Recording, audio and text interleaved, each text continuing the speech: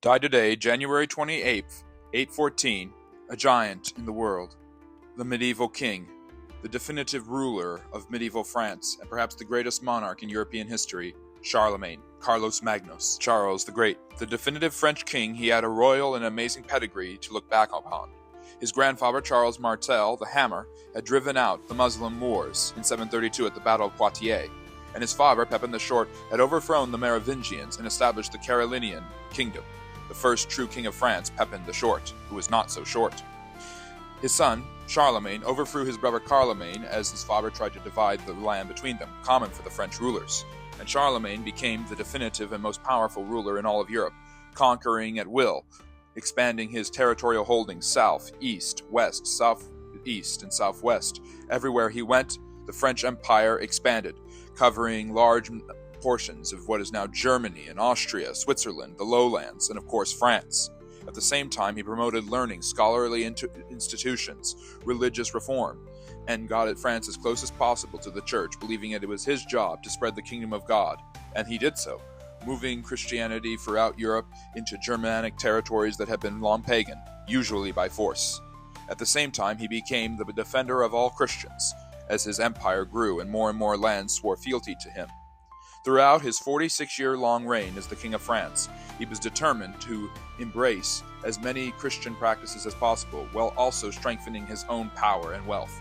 And he did both of those. His palace at Aachen was a well-known fortress of learning, scholarship, of religious renewal, and political power. And while he held the church in his hands, his provincial power grew, allowing him to set up what would become many of the modern European states, including Germany, the Netherlands, and France. And as he laid the groundwork for modern European states, the medieval world, and the close ties between France and the church, he also backed up the Pope, defending him against the Lombards and granting him a series of territories that would become known as the Papal States, the Pope's own little kingdom that would last for 1,000 years. As his reward for doing all of this, on December 25th, 800, as he knelt during Mass at St. Peter's Basilica, the Pope, Leo III, crowned him the King of the Romans.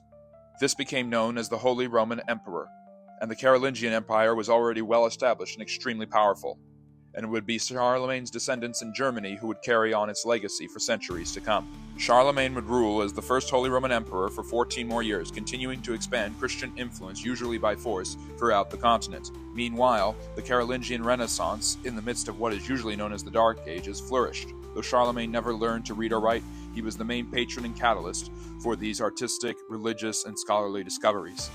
Eventually, he died at the age of 71 in 814, on this day, at the age of 71, an advanced age for that time period. In common Carolingian fashion, his vast empire was divided amongst his three sons, which would cause ethnic and political divisions that exist in Europe to this day. It is hard to think of Europe and the development of the West without the Carolingian Renaissance and the efforts of Charlemagne. Without him, the Western world as it is known today might never exist.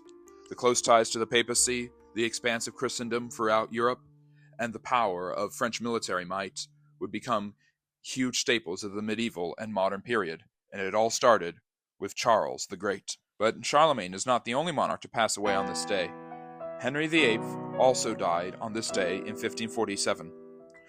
55 years old, he had ruled over England for 38 years. He is known for his corpulence, nasty brutality, vindictiveness, and of course for his debauchery and lust, marrying 6 wives and having 2 of them executed. However, he did not start off this way. The son of Henry VII, the Winter King, who had won the War of the Roses, who was born 90 years to the day that his son would die, Henry VII was a docile, miserly, and cunning political leader compared to his ferocious son. His son was well educated, powerful, mighty, considered handsome and athletic, interested in the arts and religion, and was known for his prominence in defending the Catholic faith, which would be a huge irony later on. He was interested in jousting, and throughout his reign would participate in sporting events, writing competitions, poetry, and musical compositions as well. He was known for his good charm and was seen as a powerful Christian monarch in the north of Europe. He strengthened England's ties to the Holy Roman Empire and to Europe, but the boudoir is where he would become most notorious. Despite founding the Royal Navy, conquering more land in Ireland, and continually fighting against the French, bankrupting the money his father had accumulated, Henry VIII is known for his 6 wives. Believing that his first wife, Catherine of Aragon, who had given him a daughter, had failed to produce a healthy male heir to the throne because she was his brother's widow and God was cursing him, Henry did everything in his power to divorce him, but approval from the Pope did not come, who was under siege from Catherine's nephew. At the same time, Cardinal Wolsey, Henry's chief advisor and one of the most corrupt prelates in all of English history, could not secure it, so Henry had him locked in the Tower of London, where he died. Then Thomas More, the next High Chancellor of England and one of Henry's closest advisors and friends, refused on principle to allow this. Henry had him executed. Eventually, he got what he wanted. After secretly marrying his lover, Anne Boleyn, he eventually decided to break away from the church. In 1534, he signed the Act of Supremacy, breaking England away from the Catholic Church by declaring that he, not the Pope, was the head of the Church. This would create the Anglican branch of Protestantism, though Henry remained a practicing Catholic the rest of his life. This also allowed him to increase his own wealth and power, which he needed for his spending ventures. He seized the assets of the monasteries, profaning some of the most holy sites in English Catholicism.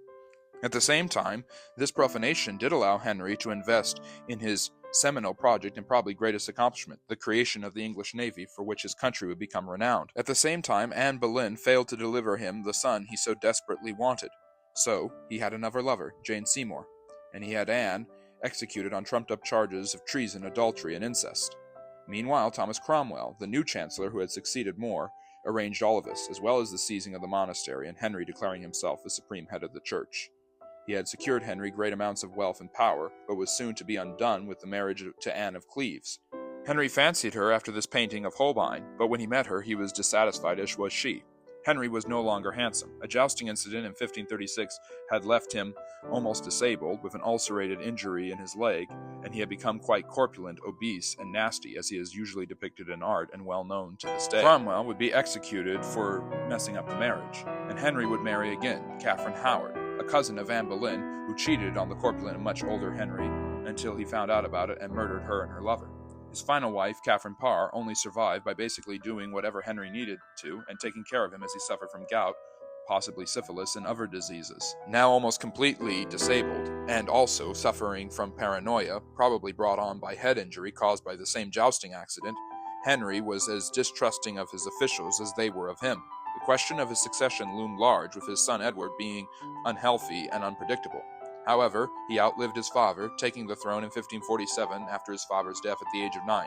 He would only rule for 6 years until he was succeeded by his sister Mary, the first female ruler in her own right, who tried to bring England back to Catholicism before she was outdone by England's greatest monarch, Elizabeth I, his daughter from Anne Boleyn. Henry VIII stands with a complex legacy.